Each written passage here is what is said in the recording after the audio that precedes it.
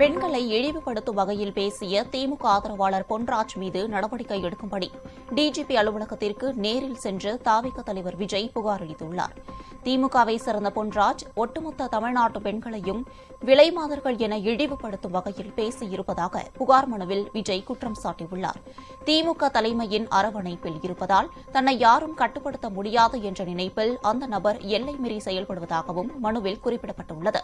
தமிழக பெண்களை மிகவும் இழிவாக பேசிய அந்த நபர் மீது சட்டப்படி நடவடிக்கை எடுக்க வேண்டும் என்று புகார் மனுவில் விஜய் குறிப்பிட்டுள்ளார்.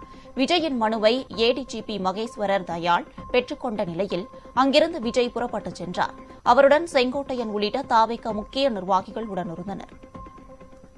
திமுகவுடைய அதி ஆதரவாளராக இருக்கக்கூடிய திரு பொன்ராஜ் அவர்கள் தமிழ்நாட்டு பெண்கள் இனத்தையே விலை மாதர் என்ற அர்த்தத்தில் பேசியிருப்பது உண்மையிலே வேதனைக்குரிய ஒன்று.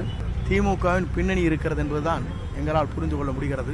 பெண்களை பாதுகாக்கின்ற அரசு என்று சொல்லப்படுகிற இந்த அரசு ஏன் இதுவரையிலும் இவர் மீது உரிய நடவடிக்கை மேற்கொள்ளவில்லை என்பதை தெரிந்துதான் உடனடியாக தலைமை காவலர் நம்முடைய தமிழ்நாட்டை சார்ந்திருக்கிற அவரிடத்திலே இந்த கடிதத்தை வழங்க வேண்டும் என்று வழங்கியிருக்கிறார்கள்.